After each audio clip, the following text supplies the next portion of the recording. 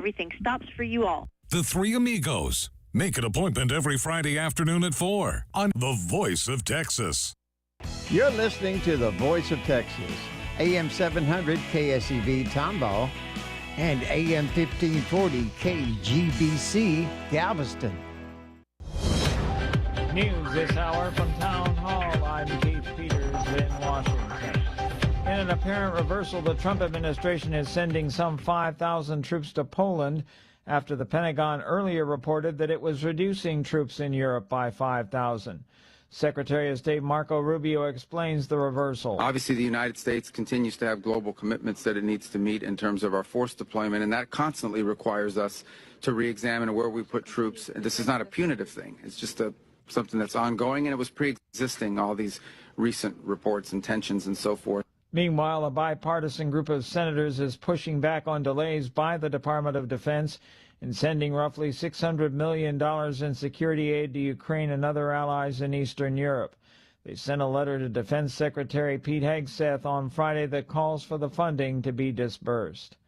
Tulsi Gabbard has resigned from the Trump administration. Gabbard is resigning from her post as Director of National Intelligence to support her husband through his battle with, quote, an extremely rare form of bone cancer. Gabbard notified President Trump during a meeting in the Oval Office Friday. Her last day as ODNI is expected to be June 30th. In her formal resignation letter, Gabbard says she is, quote, deeply grateful for the trust you placed in me and for the opportunity to lead the office of the Director of the National Intelligence for the last year and a half. She said she has, quote, made significant progress at the ODNI, advancing unprecedented transparency and restoring integrity to the intelligence community.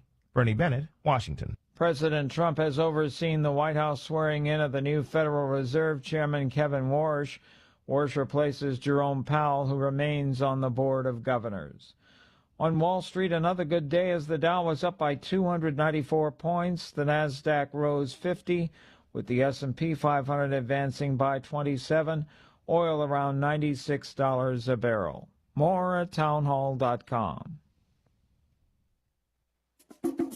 Looking for a great real estate agent? Someone who can help you sell your home fast and for top dollar? Go to ready.com, REDY.com. Because on Ready, agents will pay you just for the opportunity to sell your home. Yeah, on Ready, agents will pay you for your listing. Thousands of dollars up front just for a chance to sell your home.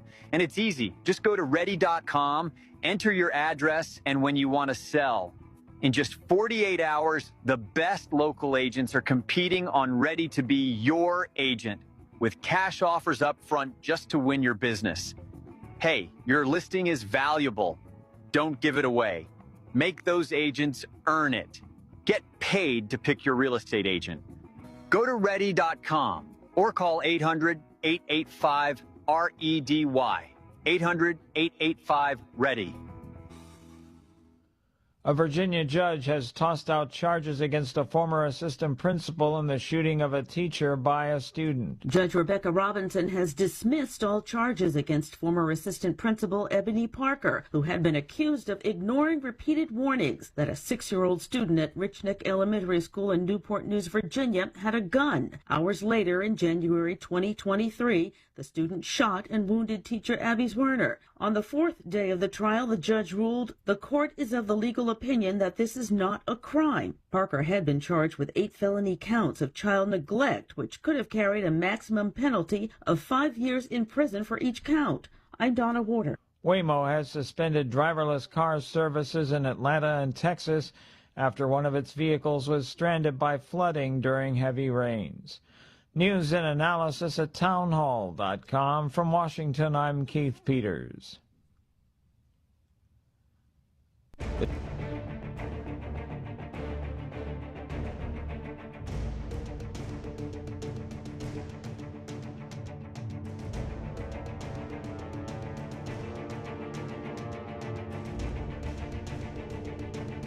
Humid with a chance of a thunderstorm in a few areas. The low will be around 74 degrees. Tomorrow, expect mostly cloudy skies, slightly cooler temperatures, but still humid with a few intense thunderstorms possible. Be cautious of flash flooding. The high will reach 81 degrees. Tomorrow night will be humid with periods of rain, potentially heavy at times, along with a chance of thunderstorms. The low temperature will be about 72 degrees. With the KSEV Weather Center forecast, I'm AccuWeather meteorologist Jason Caterina. I started my first business at 12, mowing lawns for about $5 a yard. I learned if you do the job right, people trust you, and that made me work harder. Hi, I'm Tommy Mello, owner of Garage Door Doctor. From repairs to upgrades, call Garage Door Doctor.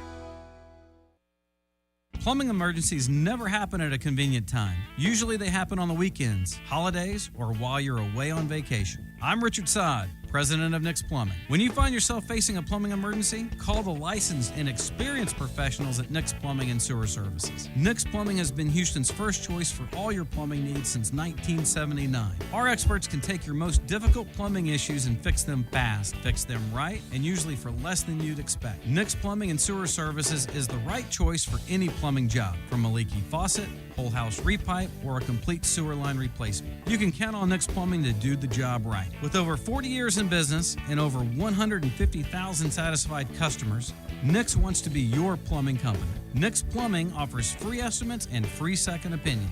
Call Nick's Plumbing and Sewer Services, 713-868-9907, or visit us on the web, nicksplumbing.com. MPL 38548. Call Nick's Plumbing today. We're on the way.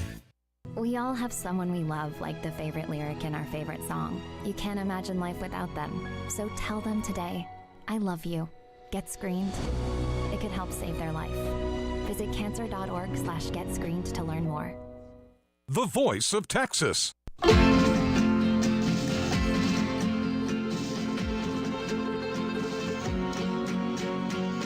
for each other and all for one. The three brave amigos are we. Brother to brother and everyone, a brave amigo, and amigos forever will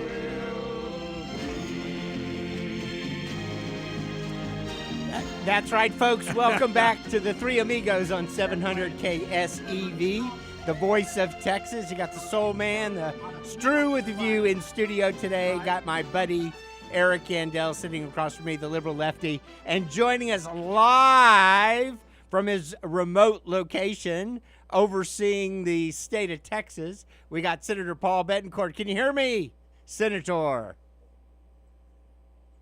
I know he's out there somewhere. We'll have to work on. Yeah, there he is. Wait, there he is. We got him. We heard you. Well, no, you were not coming through the audio, Paul. So. Anyway, we can hear you now, so go ahead. Take it away. You know he's out there somewhere. Anyway, we can hear you now, so go ahead. Take it away. You know he's out there somewhere. Great. Beautiful day on the coast down here. Take it away. Bottom line is that, we've got a lot of action on politics all over the state, and the country. So, Ben, let's get to it. We've got a lot of action on politics. All right, so we're working on that feed, trying to get that ghost voice out. All right, so we're working on that feed, trying to get that ghost voice out. All right, so we're working on that feed, trying to get that ghost reverb voice out. All right, so we're working on that feed, trying to get that ghost reverb voice out. All right, so we're working on that feed, trying to get that ghost reverb voice out. All right, so we're working on that feed, trying to get that ghost reverb voice out. All right, so we're working on that feed, trying to get that ghost reverb voice out. All right, so we're working on that feed, trying to get that ghost reverb voice out. All right, so we're working on that feed, trying to get that ghost reverb voice out. All right, so we're working on that feed, trying to get that ghost reverb voice out. All right, so we're working on that feed, trying to get that ghost reverb voice out. All right, so we're working on that feed, trying to get that ghost reverb voice out. All right, so we're working on Paxton over Cornyn. Trump at hasn't this point. lost a primary yet that I know of, No. that he's endorsed, that he's jumped in the middle of a race. Has You he know, lost I haven't one? followed them. Indiana, he won. I haven't followed them all. North but Carolina. the vast majority of the ones that he's. I would say it's in the high 90s Right. probably. Exactly. So his endorsement means a lot. In fact, he's endorsed in some of the local races in and around Harris County, Miller. and we're going to have a couple of the local candidates who are running for Texas CD 38 on in a little bit later in the show. But he's endorsed different candidates in those congressional races. Clearly, in a Republican primary, it means a lot, Eric. And I also saw, though, and I was looking at the betting odds market after the Trump endorsement, after Paxton was the certain winner. How'd my guy doing? The betting markets didn't move. Huh. I saw no movements. That's pretty good for us. Kalshi. Well, no, I would think once the betting markets realize that Paxton, who you claim is the weaker candidate, I think so, is going to be running against Tallarico, that they would have moved one, closer. It would have been a much narrower race. Now, I'm going to play some audio a little later in the show. Where Harry I'm going to play some audio a little later in the show. Where I'm going to play some audio a little later in the show. Where I'm going to play some audio a little later in the show. Where I'm going to play some audio a little later in the show. Where I'm going to play some audio a little later in the show. Where I'm going to play some audio a little later in the show, where I'm going to play some audio a little later in the show, where now I'm going to play some audio a little later in the show, where now I'm going to play some audio a little later in the show, where now I'm going to play some audio a little later in the show, where now I'm going to play some audio a little later in the show, where now I'm going to play some audio a little later in the show, where now I'm going to play some audio a little later in the show, where now I'm going to play some audio a little later in the show, where now I'm going to play some audio a little later in the show, where now I'm going to play some audio a little later in the show, where now I'm going to play some audio a little later in the show, where now I'm going to play some audio a little later in the show, where now I'm going to play some audio a little later in the show, where now I'm going to play some audio a little later in the show, where now I'm going to play some audio a little later in the show, where now I'm going to play some audio a little later in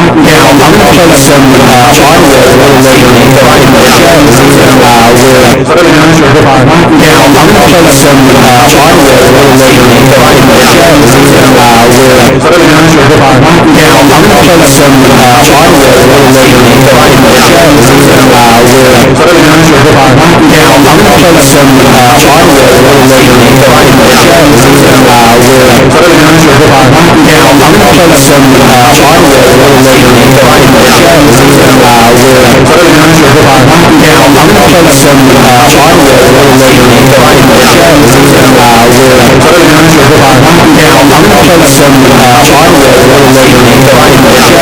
play some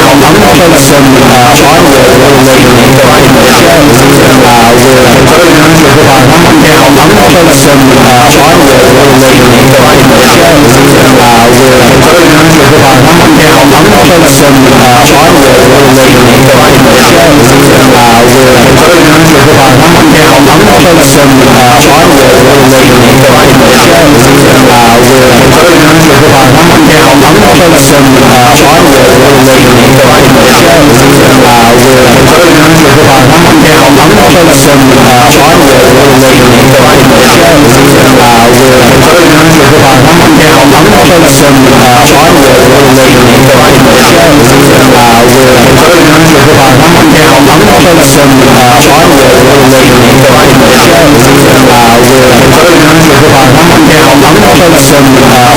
where now I'm going to play some audio a little later in the show, where now I'm going to play some audio a little later in the show, where now I'm going to play some audio a little later in the show, where now I'm going to play some audio a little later in the show, where now I'm going to play some audio a little later in the show, where now I'm going to play some audio a little later in the show, where now I'm going to play some audio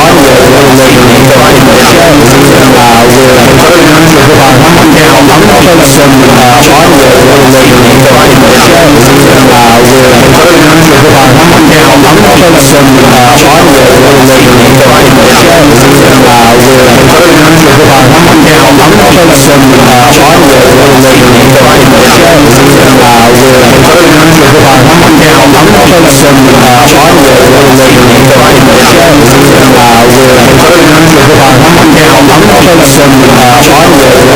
Started, and I think that's good news because, look, I'm holding on to a cell phone, right? All else fails, even on the show, we're having to use cell phone as backup, okay? But at night, people turn this thing off, and Texans are 5 times more likely to suppress the alarms than Vermonters, which, hey, it can make us 5 times smarter. I don't know. Yeah. So, but that's why you have to have that siren as an audible. So that's one good news. The government actually got something done at a schedule for a change. Yeah, Paul, I don't know if you heard, but, I started the show talking about Trump's endorsement of Paxton over Cornyn, and according to the last poll, there was a poll just released, and it showed Paxton with a 20-point lead now over Cornyn, and basically saying that race is probably over. What about the turnout so far in Texas for this runoff? Is it as bad as we were talking about last week? I think the over and under is 1.5 million, if I'm not mistaken. Well, it's weak, Ben. As of yesterday, in Harris County, 71,000 Republicans had voted. Now, what that means is you multiply that by 6 or 7, and that means there have been about 500,000 or so people out voting in the state. What's happening is clearly we're not going to get anywhere near the turnout that we had on primary day, and obviously it's going to be less than half of primary day. And Eric, the Democrats are not doing very even that good, and part of the reason why is they simply just don't have any races of note. The only race locally is for Eric is Al Green versus Kristen Menefee. Yeah. So Which, by the turnout way, is has weak, some, Paul, and that's why every vote matters. Paul, that race has a slight effect on Anise Parker and Letitia Plummer, ironically enough, because if the biggest turnout is in 18, we don't know how that would swing with regard to Anise's outside voting. Well, I mean, I would say this. I think I think a Menefee vote, well, maybe not 100%. The leftist progressive majority is there. My prediction is, roughly 10-point wins for Menefee and for Parker. But, it could be, smaller than that. And Ben, to your point about the polls, by the time Trump endorsed, the 2 biggest days of voting were already done. That's for 1 and 2? Yeah, 1 and 2, right? Because it's been flat, and I don't think today, because the day before holiday, is going to be that great. But probably they're 55-45. Yeah, I was thinking Paxton by 8 was somehow. Yeah, that feels about right. And by the way, he's probably going to come on next week. I gave him the obvious congratulations in advance once Trump gets in it. And he's probably going to come on and give us an inside story there. Now, of course, we do need to talk about this. The Senate is a complete meltdown at this point in time. They've adjourned. They've walked off until June 1st. So they would not go along with the $1.8 billion fund that Trump wants to establish to compensate victims of political persecution. You mean the reparation fund? Yeah, whatever you want to call it. Reparation. And then so that got when that one got shot down. Whatever you want to call it. Reparation. Now we're getting some feedback again. I wanted to talk to you all about that. You got 3 or 4 Republican senators who got nothing to lose anymore. Yeah, the guy They can turn. Well, we just saw it because the Senate was able to pass a resolution telling Trump to end the war against Iran, or it was under the War Powers Act. Of course, 3 Republicans were not there; they were absent, including our own Cornyn. John Cornyn wasn't there, and 2 others that would have supposedly voted it down, and so there was a supposed majority to prevent it from advancing further. But because they weren't there, it managed to pass. It's not a final. Well, then it passed. So what does it mean? Is it like a preliminary approval? Yeah, it's like a preliminary. There's another full. They got to do it for real next time, basically. And even if it were to pass, which I don't think it will, and even if it were to pass the House, which I don't think it will, Trump could still veto it. So it's veto proof. No, it is not veto. They would have to override a veto. So it is veto. That's what I'm saying. He can't. It would not.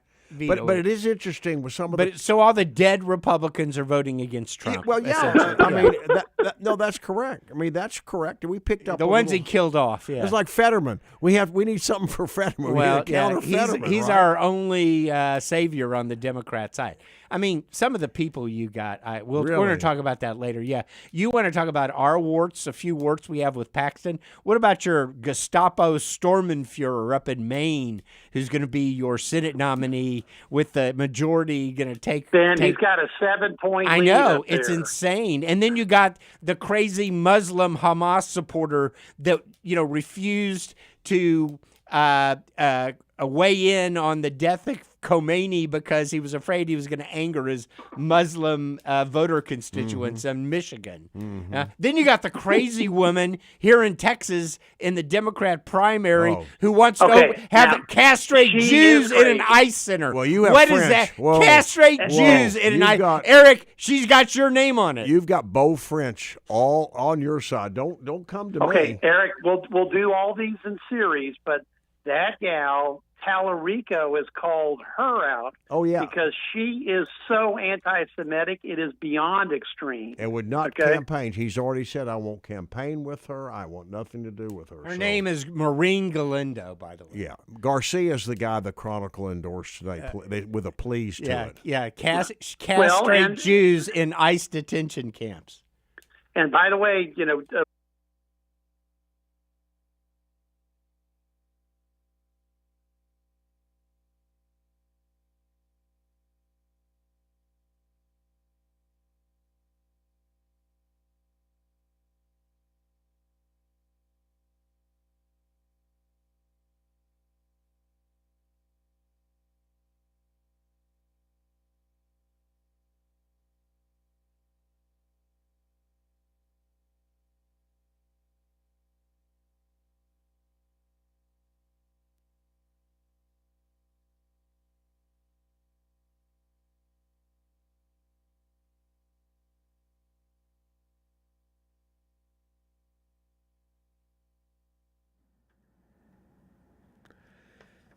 And check what's happening in your traffic. Looks like we have problems with an accident on the South Loop eastbound. That's going to be working at Crestmont, blocking a left lane. Also one on the Katy Freeway westbound at Katy Fort Bend Road in far west Harris County, blocking a left and a center lane.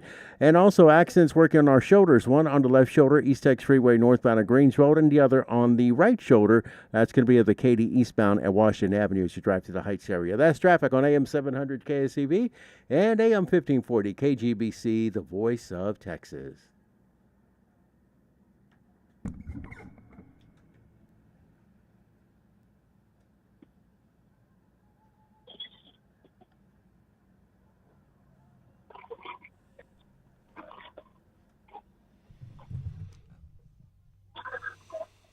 And that's what we do every day on The Voice of Texas. We tell you the facts and where your money goes, especially when the three amigos rides into town. You've got the tax man, the soul man, and the judge, and we are broadcasting on a variety of platforms. By the way, the signal guys down here is booming on AM 1540. But let's get straight to our guest from the Texas Take, Jeremy Wallace. Jeremy, how are you? Oh, busy as can be. Coming down the stretch here, I'm going through tires like crazy, trying to go from San Antonio to Austin to Houston. I'm everywhere, but this is what we live for, right? Well, and speaking of what we live for, you were right in the thick of it, Jeremy, because you were at an event, and I don't think even Eric or Ben even saw it, but there was an event where former Governor Rick Perry and my old Senator Phil Graham were literally endorsing John Cornyn when I think the bad news came in. Take it away. You were firsthand on the scene. Yeah, almost exactly when everything was going down here. So this was on Monday. We're talking about maybe 12 hours before Trump made his endorsement of Ken Paxton. I'm with John Cornyn, and he's brought in the old guard to all kind of help him. So he has Rick Perry there, like you mentioned, and Phil Graham there. He had Henry Bonilla, the former congressman from San Antonio, the Republican who ended up taking out a Democrat back in the day when nobody thought it was possible in South Texas, right? And so he had all these, almost legendary figures in Texas politics, Republican politics, trying to prop him up. But it was interesting. He clearly had no idea what was about to come at his way. I have it on my Texas Take podcast this week where I asked, John Cornyn if he thought an endorsement was coming. And mind you, this is 12 hours ahead of, Trump's endorsement. And Cornyn says it's not coming. He says he's not going to put anybody in the race. And he thought, and you'll hear it in the clip that I end up playing on the podcast, it's like he ends up saying that, he knew Paxton and his team were trying to push a last-minute push to get Trump to endorse. But Cornyn then tells me, but it clearly didn't work. It was a bridge too far for Trump. Well, apparently that wasn't true. Hey. We know what happened. The next morning, it all goes, to hell for Cornyn. And there's, Trump going in full on, not only going in full on Paxton, but bringing up some of the baggage that, had always been there. Trump, clearly Jeremy, I counted. That True Social was 696 words. Right. Hey, and it went into everything. And Ben, what do you think? How much money's probably already been spent? $50 million? Oh, yeah. I mean, easily. Jeremy, there was a rumor. Ben Struzan, by the way, thanks for joining us on The Voice of Texas. Of course, there was a rumor, and then I saw it in print last week, that Trump was set to announce that he was going to endorse Cornyn about 3 months ago. And and do you know if that was true or not? And something stopped and prevented him from doing so. Yeah, so this has been reported a little bit, and certainly Cornyn thought it was happening too. The Cornyn team thought they had him coming off the actual primary election. Remember, Cornyn ends up winning the primary over Paxton by 1. Even though not enough to obviously avoid the runoff, but he looks like the leader. They go to Trump and say, I'm the winner, back us, and we can tell Paxton to go away. And clearly something was happening because you remember there's one point where he told Paxton he better get out if he doesn't, if he asked him to get out. There was a whole big blow up on that. Everybody kind of forgot that happened, but then it all settled down. The Paxton team, my old pals in Florida reported to me that Ken Paxton went to Mar-a-Lago and was with Donald Trump a couple weeks later. Actually, the old CFO, or actually the current CFO of Florida, Blaise Ingoglia, a really good Republican, he tells me, hey, Jeremy, your guy's here. Paxton's here talking to Trump. And I think that meeting helped keep Trump from making an endorsement in the race up until this point. So, and one of the things I explore on the podcast, I have Brad Johnson on there from the Texas bullpen. He and we kind of break down some of it, from the White House in that race for Attorney General. They're all MAGA nays, and they're going to talk about it at 6:30 in League City live. Oh, they got to do it fast too, right? They got to get this done because there's only one more day of voting, right? Yeah. Not much left. And K.com. I'm on social media, John Bunk, and would love y'all to follow, love y'all to be a part of it. And if you're a Texas 38 resident, I'm the Trump-endorsed conservative candidate, and I'd love your vote on May 26th. It sounds like you've been working it. All right, John. Appreciate it. Thanks for calling in. you. All right, folks. All right. God bless you guys. Hey, all right, have a great Memorial Day weekend. And God bless you, too. That's right. All right, we're going to take a quick break, and when we come back, we'll take some calls, and we're kind of short on time, so let's get going. RockGasProductServices.com, or give my buddy Russell Metzler a call at 281-798-8006. Jimmy X, did you call Russell Metzler? I called Russell Metzler last week. He came out. Well, his son Brian came out. They did some incredible work for me this week and helping me get my industrial crawfish pot ready to go. And I just boiled some water, and it took half the time because I got some great service from Gas Product Services. There you and, go. And Jimmy, you're not bigger grill than you do, Ben. you're not a slob like me. You probably had your grill in fairly good shape, right? But did the igniters work?